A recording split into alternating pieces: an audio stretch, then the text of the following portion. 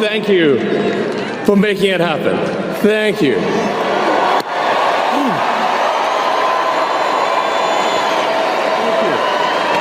John Iadarola joins Francesca Fiorentini in the bitchuation room with Francesca Fiorentini to talk about the oligarchy and the billionaires and Elon Musk doing a Roman salute, or what then became a Nazi Sieg Heil salute. All perfectly, just coincidentally accidental, of course, because, you know, how many times a day do we just accidentally throw a Nazi salute, and perfectly innocent? I mean, that's the furthest thing from our mind. Nazis, by the way, loved it. So there's that. Good for them. Anyway, I want to listen to them talk a little bit. I'm going to chime in where appropriate, and then I want to know what you think of the comments, but let's get into it.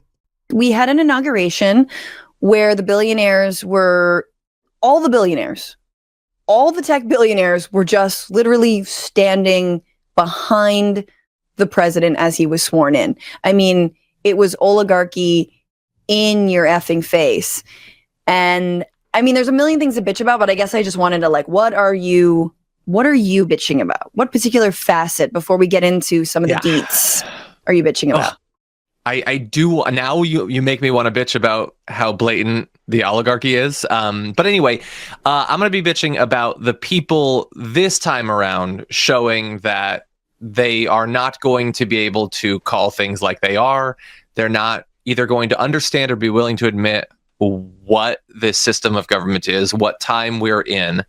And so I remember back to one of the What do you mean by that? People not being able to call it what it is? Like mainstream news outlets? So yes. So this is going to be a thing about Elon Musk giving a Nazi salute live on stage. One of the richest men in the world. It's inauguration day, and he does a Nazi salute twice. And so it makes me think of when Sean Spicer had his first thing as press secretary. And Trump, I guess, had told him, I had more people at my inauguration than Obama did. Yes. And you could look at the pictures, and it was like, I don't know, 6 times more at Obama's or whatever. Yes. And Sean Spicer was like, nope, he didn't. And right-wing media was like, nope, I'm looking at the image, and Trump's got more. And it was like, oh, that's the time we're entering into, where you can just tell any lie to protect Trump's ego, and that's going to be cool.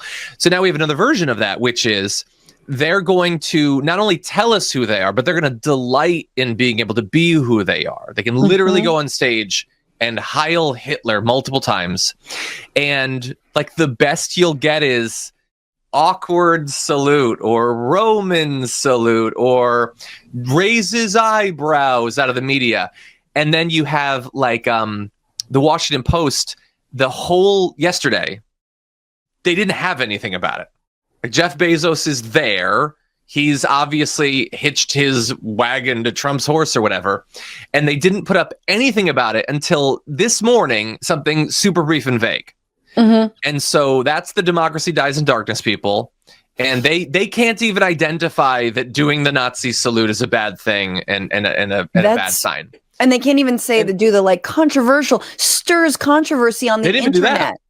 They didn't even do that. They didn't even give us controversial. And then I thought, well, okay, obviously mainstream media is going to be terrible, and they're terrified of being nuked from orbit. Maybe we'll have some of the right wingers that occasionally will disagree with their own side. So like Ben Shapiro, like a week ago, he was like, hey, maybe we shouldn't like be with Andrew Tate. Maybe that's a bad thing or something. I went to his feed, and it's not only that he did apologetics for the salute. It's that he did all he kept posting everyone he saw saying, no, it's not a big deal. It's not anti-Semitic. It's totally fine. Don't worry about it. He just reposted all of them over and over and over again, as if he understood the tenuous position he has in this movement. And if I were him, I would be worried too. Tenuous as a Jew? You know what I mean? Yeah. It's like tenuous as a Jew. Like when it comes to actual anti-Semitism, which, then of course the Anti-Defamation League, which says that they oppose anti-Semitism and have been for the last 15 months calling out anyone who says from the river to the sea, Palestine will be free, as calling for the death of all Jews. And it has, and is likely also been working behind the scenes to get TikTok banned, is now like, it was an awkward salute. John, when I first saw this, and we have to play it, when I first saw it, I thought, God, that looks awful. It's really bad. But maybe it's not. Maybe it is his awkwardness. Maybe it is his like unflinching dweebiness that he is unable to read his own body movements. He doesn't know how to jump. Maybe he doesn't know what arms do. And then there's two things that really stick out at you. He does it twice. That's a big indicator. And number two, the force with which he does it. He actually grunts in doing it. Let's take a look. Say thank you for making it happen. Thank you.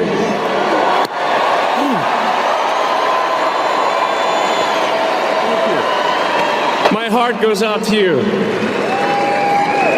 Wait. Okay. Maybe there's a save here. My heart goes out to you. So it's a heart. What else? What does he say next? It is thanks to you that the future of civilization is assured. Ooh, a Nazi salute followed by the future of civilization. I mean, I think he's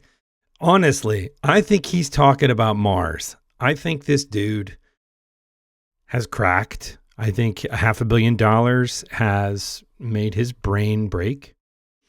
And he really believes that we have to go to Mars to save humanity, that, you know, whether it's an asteroid strike or something, like we have to be a multiplanetary species and we have to start now.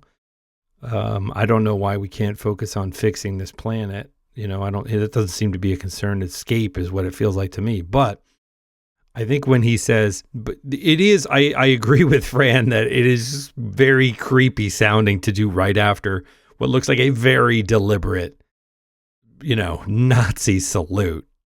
You know, come on. It doesn't look accidental. So, look, the thing that's frustrating about this. Number two, the first one, there's a, you hear that? Yeah. And so one of the cover stories that they're trying to do is he's throwing his heart, because you know how you throw your heart. You do a knife hand chop while grunting and sneering. Oh, I love you. I feel like we like. Yeah, nobody does that. Nobody does it. Look, I know that Elon Musk is rich, and so he's better than us and he's smarter than us and all that. Obviously, everybody knows that. But I feel like I can be bold as a stupid poor peasant and say I know every step of this. He thought, I'm gonna do it. I'm gonna do it. I'm gonna do the thing, and I'm gonna say it heart. Because then we're going to say I was throwing my heart, and then that'll give my fans who know exactly what I'm doing, and they only like me because I'm the sort of person that would do that. They can just say that cover story while winking, but they know what I did, and they love it. Yep. That's the entire story from start to finish. That's all it is. And if we can't identify the Heil Hitler, then all the other stuff, the executive orders, the laws they're going to pass, all the stuff they're going to do, like, then just pack it in. Then just go to sleep for 4 years, pop your head up in 4, see if maybe the movement's unpopular enough that Gavin Newsom can beat him or whatever. And we just give up on having a functioning society. I'm not willing to do that, but a lot of people are. You know, the thing that I keep thinking is mainstream news, and I think a lot of libs and a lot of like even conservatives who are like, you know, the Liz Cheneys, the we're better than this, the like, okay, but I'm not fully on board with, you know, election denialism. The established order is like, John, this is not the first time we've seen a Heil Hitler in celebration of Donald Trump. It's not the second, it's not the third, it's not the 30th. We saw what happened in Charlottesville. We saw Richard Spencer like in a conference room in a hotel heiling Hitler as soon as Trump got elected. And so doing Sieg Heil and everything, the whole thing, and people standing up and doing the same thing.